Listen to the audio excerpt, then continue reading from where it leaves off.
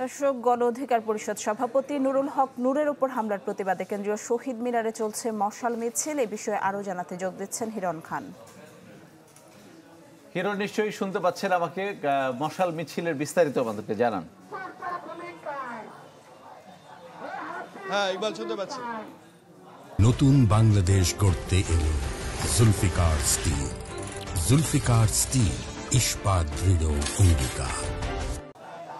ইকবাল, এখন কিন্তু শহীদ মিনার থেকে এই মাত্র মশাল মিছিল নিয়ে কিন্তু ছাত্র অধিকার পরিষদের যারা নেতাকর্মীরা রয়েছেন তারা কিন্তু এখন যুক্ত হয়েছে। আপনি দেখতে পাচ্ছেন যে তারা শহীদ মিনার থেকে এই মশাল মিছিল নিয়ে তারা রাজু ভাস্করদের দিকে যাচ্ছেন এবং দেখতে পাচ্ছেন যে তারা বারবারই স্লোগান দিচ্ছেন যে এই যেই নূরের উপরে, ভিপি নূরের উপরে, সাবেক ভিপি নূরের উপরে যেই ন্যাক্কারজনক হামলা, সেই ন্যাক্কারজনক হামলার প্রতিবাদ তারা জানাচ্ছেন এবং তারা বলছেন যে সুষ্ঠু বিচার করার জন্য। এবং তাদের যে আজকের কর্মসূচি ছিল সেই কর্মসূচি অনুযায়ী যদি 24 ঘন্টার আলটিমেটাম দিয়েছিল কালকে। আপনি জানেন যে গণপরিষদ নেতাকর্মীরা তারা কিন্তু আসলে 24 ঘন্টা আলটিমেটাম দিয়েছিল। আজকে তারা এই মশাল মিছিল করছেন এবং এই মশাল মিছিল শেষে তারা বলছেন রাজু ভাস্কর্যের সামনে যে তাদের পরবর্তী কর্মসূচি তারা ঘোষণা করবেন।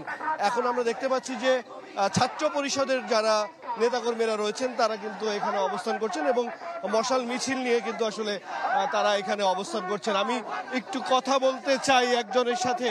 আপনি যদি একটু বলেন যে আপনারা আজকে অবস্থান করছেন, এখানে মশাল মিছিল করছেন, এর পরের কর্মসূচি আপনারা কি ঘোষণা করবেন? আমরা মশাল মিছিল করে রাজু ভাস্কর্যে যাব। রাজু ভাস্কর্যে আমাদের প্রতিক্রিয়া ব্যক্ত করার পরে আমরা কর্মসূচি ঘোষণা করব।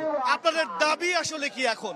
আমাদের দাবি হলো যে আওয়ামী লীগ সহ আওয়ামী লীগের যে 14 দলীয় জোট ছিল তাদেরকে নিষিদ্ধ করতে হবে এবং গতকালকে বিপি নূর ভাই সহ আমাদের নেতা কর্মীদের উপরে যে বর্বরচিত হামলা হয়েছে এবং আপনারা দেখবেন গণ অধিকার পরিষদের সভাপতি বিপি নূর ভাইকে হত্যার উদ্দেশ্যে তারা টার্গেট করে হামলা করছে।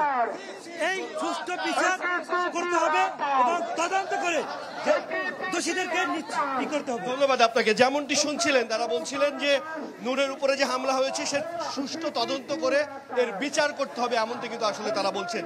এই ছিল। অনেক অনেক ধন্যবাদ হিরণ খান। দর্শক, ঢাকা বিশ্ববিদ্যালয় এলাকা থেকে আমাদের সাথে যুক্ত হয়েছিলেন সহকর্মী হিরণ খান।